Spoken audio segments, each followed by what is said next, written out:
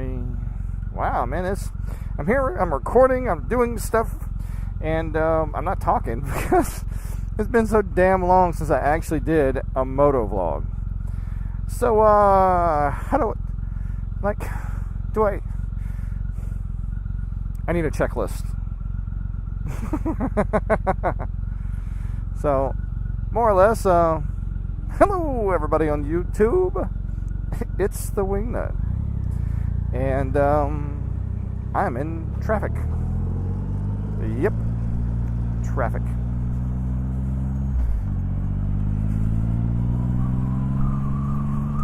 But that ain't a bad thing, being in the traffic, because it gives me a chance to talk to you, the subscriber. So, what are we going to talk about today?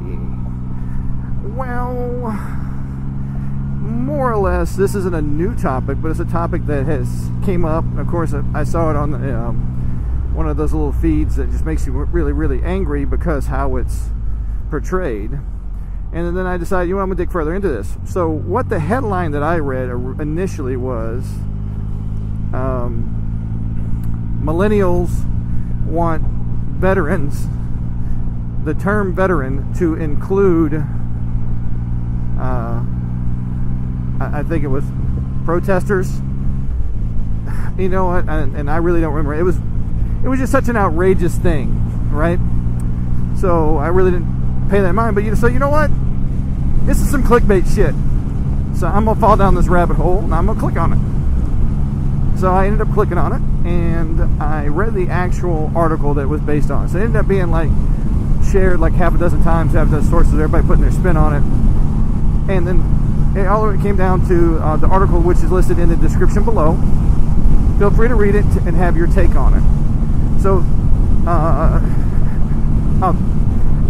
what most people are saying is, these only want to add protesters and millennials need to be added to the term veteran so they can receive veteran benefits and discounts, which is not the case in the actual article. I guess the best way to describe it is the guy, or I say the guy, and I use the term just because I'm used to using the term, but the author of the article more or less was at a retail store or a store, and the person in front of him was a veteran, asked for the veteran discount, and he got to thinking about how in America we revere our veterans as people who serve the greater good. You know what I mean? And being an active duty member of the military, I'm not very far away from being a veteran.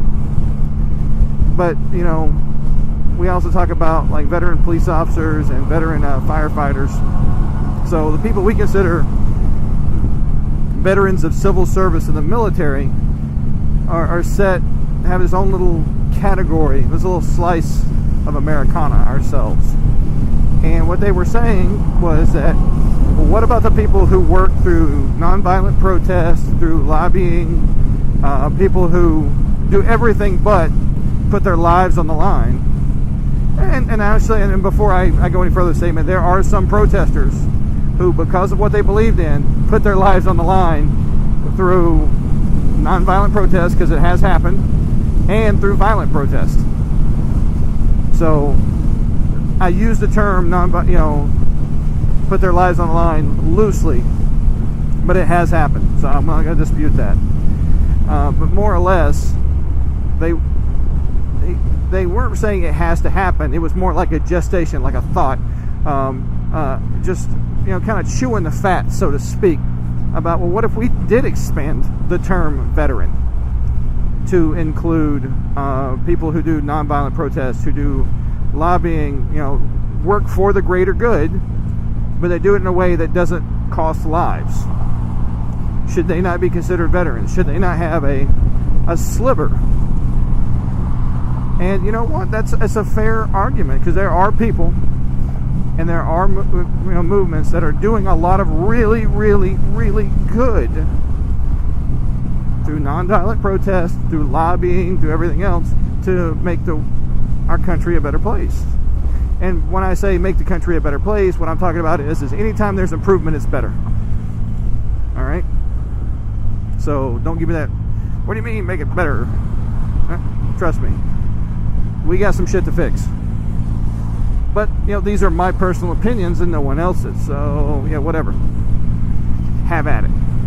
Now, I charge you guys to actually read the article. Take a moment to read it. Take your time to read it. Don't get all worked up about the emotional side of it. Look at it from a logical standpoint. It's a great argument. It is an absolute great argument in the fact that while military, you know, and civil service veterans have a very select slice of how America sees them, it's a more diminished amount of respect and, I guess, openness towards your nonviolent protest lobbyists, activists that do good through not being a, let's be honest, I mean, we're the military. Violence is what we do. That's simple. That's our job. Our job isn't to paint schools and talk to people about their feelings. Our job is to put warheads on foreheads. It's that simple. You know? But there are people doing good things that aren't doing what we're doing. So, should they deserve the same kind of recognition? Well, to be honest, I think that anybody who stands up for what they believe in deserves respect. Whether I agree with them or not, if you're willing to stand up and tell people this is what I believe and talk to people in a reasonable, logical manner, I have no problem with you, and I think you deserve respect as an individual because you are standing up for your beliefs. You cannot, how can you not respect that? Now, past that, if your beliefs are, you know, that people should be murdered and genocide, or your beliefs are that you should take away from others because somebody else didn't work for it, I'm going to strongly disagree with you. Almost adamantly disagree with you. If what you believe causes problems for other people for no other reason than for your own gratification. This is how it is. Those are my beliefs, those are your beliefs. We're not going to see eye to eye. But I have no problem sitting down and talking about them. Alright, maybe through reasonable speech and reasonable talking, somebody might listen, one way or the other. So, you know, it kind of is what it is. Now, the reason why your civil service and your military veterans have this very dedicated slice of Americana is for the simple fact is that we are a very small portion of the United States, all right, of its citizenry, and in some cases non-citizens trying to become citizens. We're a small sliver. All right, only a quarter of Americans are eligible to be in the military. Eligible. Of that, the percentage dwindles so much quicker for those who will join. So we're a very small slice of the pie compared to the rest of America. All right, with the police, with firefighters, EMTs, and military, and I'm talking civil service and military veterans, we wreck our damn bodies. We wreck our bodies to do the job we do. And that's for those of us that come out pretty unscathed. The ones that get blown up, the ones that get shot up, the ones that get ran over, crushed. You understand? Your worst day is our normal day of work. That's veterans. They've done their time, they're out. You know? And the 10% discount is something to get latched onto. There's more that comes to that. I mean, there's a Department of Veteran Affairs for retired or veteran military because there's a very specific amount of damage that's done to our bodies just from serving in the military. Not counting what we're exposed to on foreign soil, war zones, or so on and so forth. So, while the argument in the article is, hey, why aren't we doing something similar for the people who are activists, who are lobbyists, who are nonviolent protesters? like we do for normal military, well, I'm kind of torn on this one, because honestly, anybody that stands up for their beliefs deserves some respect automatically, because to stand up for your beliefs requires you to have some kind of spine, some kind of backbone, and you're willing to say, hey, this is what I believe. Now, I may not agree with you, but you're going to get respect for simply doing that. How you conduct yourself after stating that is whether or not that respect stays. Because if you want to sit and have a conversation, man, I'm great.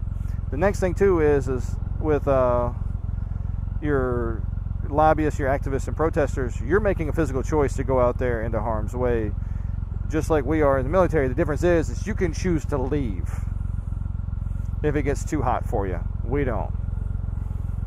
We go out where we're told to go out, when we're told to go out, and do what we're told to do, how we're told to do it, in a way that meets the objective so people stay safe. All right, and if that means causing death, destruction, and mayhem, so be it. It's not a pretty thing. Neither is war. So I'm kind of getting off on here on a tangent or a rant, but quite simply put, it's a great talking point. It's a great conversation piece. How we define veterans in America is based off of years of service or service period. How would you define, protesting, lobbying, and activism that they would be considered a veteran of it? One protest, two protests, a bill got passed for the EPA. So I don't have a measurable, I guess you would say, metric for what it would be. And I'll be perfectly honest, I'm kind of at a loss here on this one. Nice job, lady.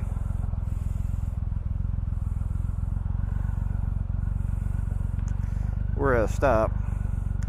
So, anyways, go ahead and turn the bike off. But yeah, I mean, it is what it is. I mean, I think they deserve respect for what they do, and I respect them for what they do, because they're following in their beliefs. I may not agree with it, but it's also the flip side is, how do you determine a veteran? So it's a great talking point. It brings up a valid discussion. What the fuck are you assholes doing? And people are just stacking up behind them. Oh well. But hey, it's the Wingnut. Read the article and let me know what you think in the comments down below. Please, of course, let's treat each other like adults and go from there. Yeah. So that's my take on it, and I may have missed something. And if you have a different talking point on it, feel free. Feel free. Because I would like to dig into this further. So it's the Wingnut. Like, dislike, subscribe. It's on you. Have a good one.